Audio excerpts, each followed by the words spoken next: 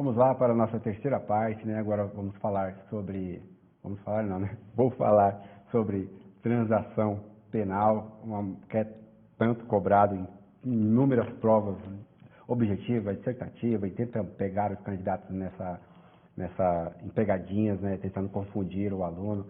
E até mesmo para você que advoga, né? Eu me lembro quando eu comecei a advogar, que não faz muito tempo, mas eu me dedico mais aos estudos mesmo, me dedico pouco à advocacia, advogo pelo motivo que tenho para prestar concurso público, para ganhar experiência na advocacia, mas eu me lembro que a minha primeira audiência, eu me estudei muito para a OAB, prestei a OAB em direito penal, né? Então, eu estudei muito aquelas matérias que caem na prova da OAB, e a minha primeira audiência, já como advogado, foi na onde? Juizado Especial Criminal. Não sabia muita coisa, porque na OAB não cobra, não tem uma profundidade no juizado especial. Então eu fiquei muito perdido, tive que ir lá pegar os livros e voltar, estudar bastante. E eu espero que isso não aconteça com você, né? Se você ainda já advoga ou ainda vai advogar, é muito utilizado a transação penal, principalmente na prática, né? E também em concurso público tem inúmeras pegadinhas em relação a isso. Vamos passar lá para o artigo 76. Esse artigo é um artigo que você tem que grifar ele inteirinho. Eu até fiz uma marcação aqui dos pontos principais que eles normalmente trocam em prova, né? Vamos acompanhar ele. Havendo representação ou tratando-se de crime de ação penal pública incondicionada, não sendo o caso de arquivamento, o Ministério Público poderá propor, é uma faculdade, você possa entender isso, risca aqui, poderá, faz uma estrelinha nele, poderá, não é obrigatório o Ministério Público propor a aplicação imediata de uma pena restritiva de direito ou multa a ser especificada na proposta. Na hipótese de ser a pena de multa, a única aplicável, o juiz poderá reduzi-la até a metade. Aqui é a mesma coisa, poderá, é uma faculdade, é tão importante essas palavras ao pé da letra. Por isso que nós estudamos, hoje é dia de estudar lei seca. A lei seca é isso, é ao pé da letra mesmo. Vamos estudar lei seca, estudar lei própria, sabe? Poderá. Normalmente tiram essas palavras e querem como se fosse uma obrigatoriedade, mas não é. Agora, o parágrafo 2º é o que você precisa ter mais uma observação nele, mais clara. Coloca com marca-texto, porque se você for fazer algum tipo de prova, for te cobrado em algum exame em relação à transação penal, não tenha dúvida que vai estar lá presente na sua prova o parágrafo 2º do artigo 76. Porque fala assim que não se admite a proposta a se fixar comprovada. Aí tem lá as hipóteses. Parágrafo 1º. Ter sido o autor de infração condenado pela prática de crime. Aí na prova que eles colocam aqui contravenção penal, vai te pegar a pena privativa de liberdade por sentença definitiva. Por que é definitiva? Porque se ainda tiver cabível de recurso, não cabe. Certo? Ter sido o agente beneficiado anteriormente no prazo de 5 anos pela aplicação da pena restritiva ou multa nos termos deste artigo, não indicarem os antecedentes, a conduta social, a personalidade do agente, bem como os motivos e as circunstâncias ser necessária e suficiente a adoção da medida. Parágrafo 3º. Aceita a proposta pelo autor da infração e seu defensor será submetida à apreciação do juiz. Parágrafo 4º. Acolhendo a proposta do Ministério Público, aceito pelo autor, que ele também precisa aceitar, senão dá continuação. Aquilo ali ainda está na parte que ainda não tem um processo, sempre que lembrando em relação à transação penal, ainda não existe um processo em relação a isso. Não se discute a culpa, sempre lembrar desses pontos principais, não se discute a culpa e vai iniciar-se um processo. Vamos lá, vou continuar, depois eu comento sobre ele. Acolhendo a proposta do Ministério Público, aceito pelo autor da infração, o juiz aplicará a pena restritiva de direito ou multa, que não importará em reincidência, sendo registrado apenas para impedir novamente o mesmo benefício no prazo de 5 anos. Isso aqui, já vi questões que cobram colocando toda uma história, que ele recebeu isso em 2013, aí em 2017, vocês têm que fazer os cálculos certinho no cantinho da prova para saber se cabe ou não, se já cumpriu esse prazo de 5 anos. Esse prazo de 5 anos você precisa ter na sua cabeça, eles nunca vão te dar isso, você precisa saber isso. Em relação ao parágrafo 5º, da sentença prevista no parágrafo anterior, caberá apelação. Uma outra observação aqui também, na transação penal só cabe apelação e embargos de declaração. Não cabe reze, nunca cabe reze. Aqui não cabe reze, escreva isso no seu caderno, não cabe reze. Referido no artigo 82 desta lei. Parágrafo 6º, da composição da sanção de que trata o parágrafo 4º deste artigo, não constará na certidão de antecedentes criminais, salvo para fins previstos no mesmo diploma. Qual seria? Para que durante 5 anos ele não receba a mesma proposta. Ele tem esse prazo. Se ele cometeu outro crime de menor potencial possível, ele não pode receber essa proposta novamente. Então, ela serve, a certidão de antecedentes salvo para os fins previstos no mesmo dispositivo, certo? E não terá efeitos civis, cabendo aos interessados propor a ação cabível no juízo civil. Não terá efeito civil, ou seja, ele não impede que ele entre lá no civil para reparar o seu dano. Tem uma observação aqui também, para você ler, não coloquei aqui, mas para você ler a súmula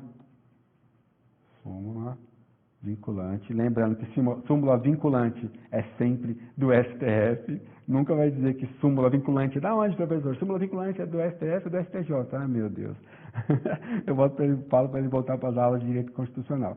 Súmula vinculante, é vinculante, porque é feito pelo STF. Súmula vinculante do dia número 35, anota aí, do STF, em relação ao artigo 69.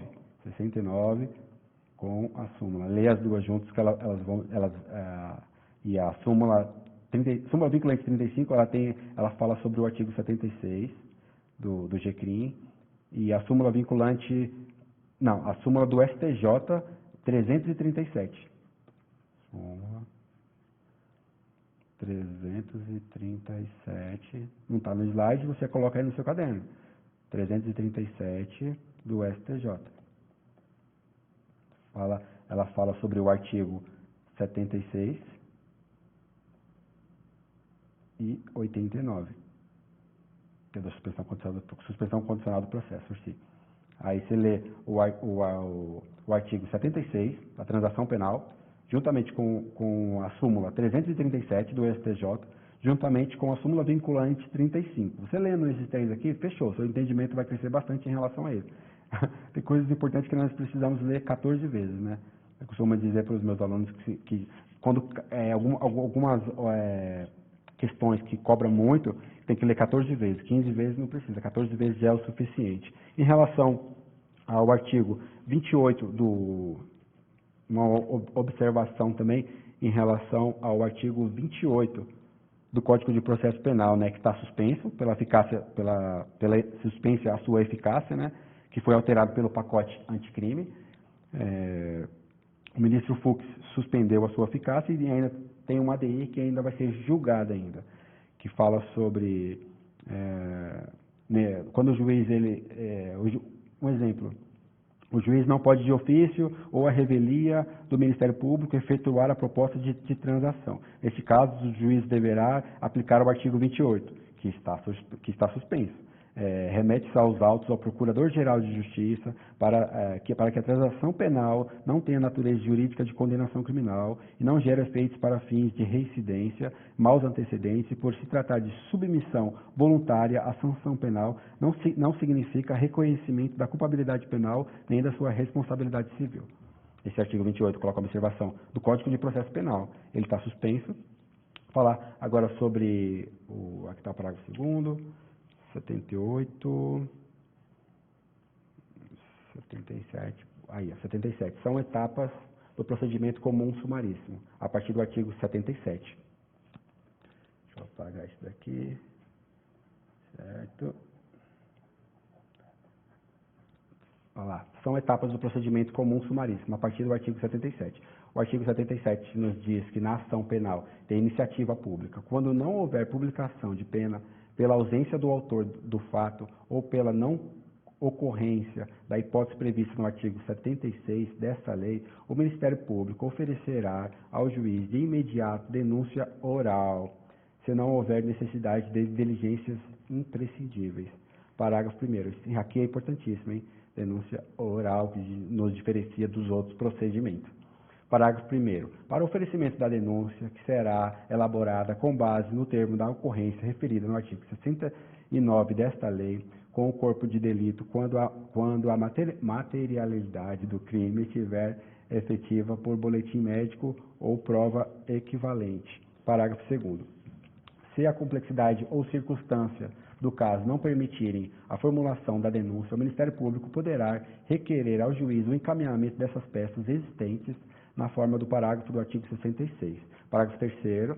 Na ação penal da iniciativa do ofendido poderá ser oferecida queixa oral, cabendo ao juiz verificar se a complexidade e as circunstâncias do caso determinam a adoção das providências previstas no parágrafo único do artigo 66. Por que eu estou lendo isso? Porque isso daqui são importantes. Então, mesmo que você seja um aluno que não gosta muito de ler a lei seca, pelo menos aqui comigo você vai pelo menos ouvir. E muitas vezes você ouvindo, você já vai aprendendo, né? Sabemos que temos todos os tipos de aluno, né? Tem aluno mais caxias, mais centrado, mais... Uns se dedicam um pouco mais, outros são mais preguiçosos, mas eu quero pelo menos passar com você em referente a alguns pontos principais, né? Falar em aluno Caxias, eu lembrei, né? Quando eu estava na minha graduação, eu ia para a faculdade de manhã e de noite, né? Eu me acho muito privilegiado por ter conseguido ter cursado na faculdade de Direito. Eu era tão feliz cursando a minha faculdade de Direito que eu ia para a faculdade de manhã e de noite. Ia de manhã, estudava as aulas, tudo que eu estudava à noite, mas de manhã eu ia para rever as aulas e à noite eu ia de novo. Saía da faculdade, ia para o estágio, ia para o tribunal. Do tribunal eu voltava para a faculdade de novo. E era esse ciclo, de manhã a faculdade, à tarde tribunal e à noite a faculdade de novo.